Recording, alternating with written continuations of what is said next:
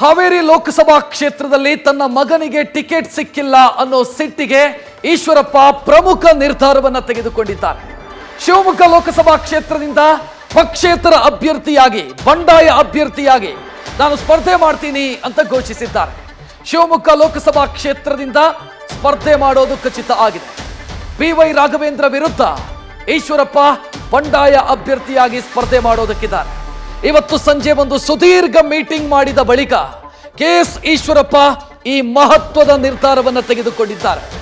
ಶಿವಮೊಗ್ಗ ಲೋಕಸಭಾ ಕ್ಷೇತ್ರದಲ್ಲಿ BY ರಾಘವೇಂದ್ರ ವಿರುದ್ಧ ಈಶ್ವರಪ್ಪ ಕಣಕ್ಕಿಳಿಯೋದಾಗಿ ಘೋಷಣೆ ಮಾಡಿದ್ದಾರೆ.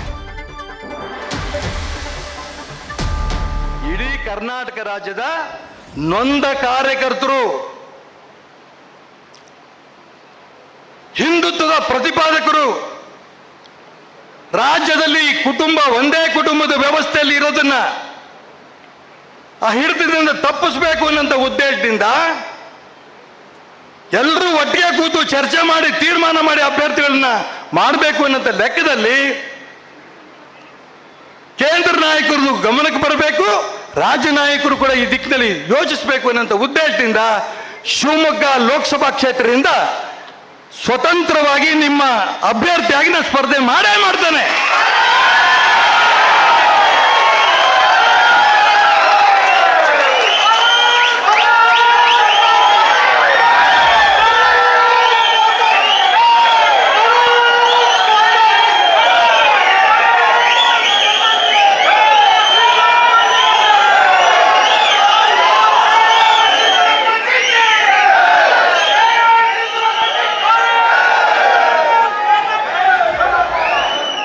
ಇಡೀ ಕರ್ನಾಟಕ ರಾಜ್ಯದ ನೊಂದ ಕಾರ್ಯಕರ್ತರು,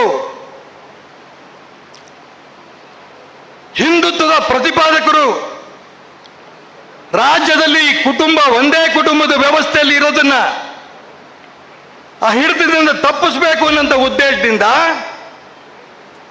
ಎಲ್ಲರೂ ಒಟ್ಟಿಗೆ ಕೂತು ಚರ್ಚೆ ಮಾಡಿ ತೀರ್ಮಾನ ಮಾಡಿ ಅಭ್ಯರ್ಥಿಗಳನ್ನ ಮಾಡಬೇಕು ಅನ್ನೋ ಲೆಕ್ಕದಲ್ಲಿ ಕೇಂದ್ರ ನಾಯಕರು ಗಮನಕ್ಕೆ ಬರಬೇಕು, ರಾಜ್ಯ ನಾಯಕರು ಕೂಡ ಈ ದಿಕ್ಕಿನಲ್ಲಿ ಯೋಚಿಸಬೇಕು ಅನ್ನೋ ಉದ್ದೇಶದಿಂದ ಶಿವಮೊಗ್ಗ ಲೋಕಸಭಾ ಕ್ಷೇತ್ರದಿಂದ ಸ್ವತಂತ್ರವಾಗಿ ನಿಮ್ಮ ಅಭ್ಯರ್ಥಿಯಾಗಿ ನಾನು ಸ್ಪರ್ಧೆ ಮಾಡೇ ಮಾಡ್ತಾನೆ.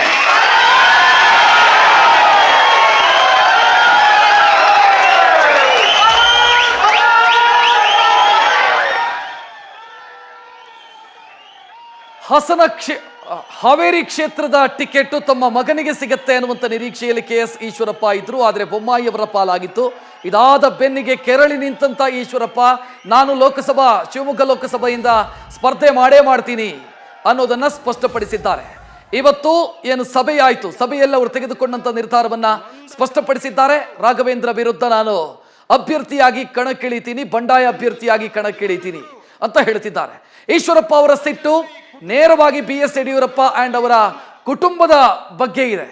BS ಯಡಿಯೂರಪ್ಪ ಅಂಡ್ ಫ್ಯಾಮಿಲಿ ವಿರುದ್ಧ ಈಶ್ವರಪ್ಪ ಅವರ ಸಿಟ್ಟಿದೆ.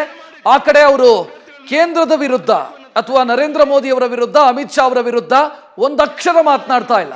ಬದಲಾಗಿ ಟಿಕೆಟ್ ಕೈ ತಪ್ಪೋದಕ್ಕೆ, ಮಗನಿಗೆ ಟಿಕೆಟ್ ಕೈ ತಪ್ಪೋದಕ್ಕೆ ಯಡಿಯೂರಪ್ಪ ಅವರೇ ಕಾರಣ ಅನ್ನೋದು ಈಶ್ವರಪ್ಪ ಅವರ ಸಿಟ್ಟಿಗೆ ಕಾರಣ. ನ್ಯೂಸ್ ಫಸ್ಟ್ ನಿರ್ಭೀತಿಯಿಂದ ನಿಮ್ಮ ಪರವಾಗಿ.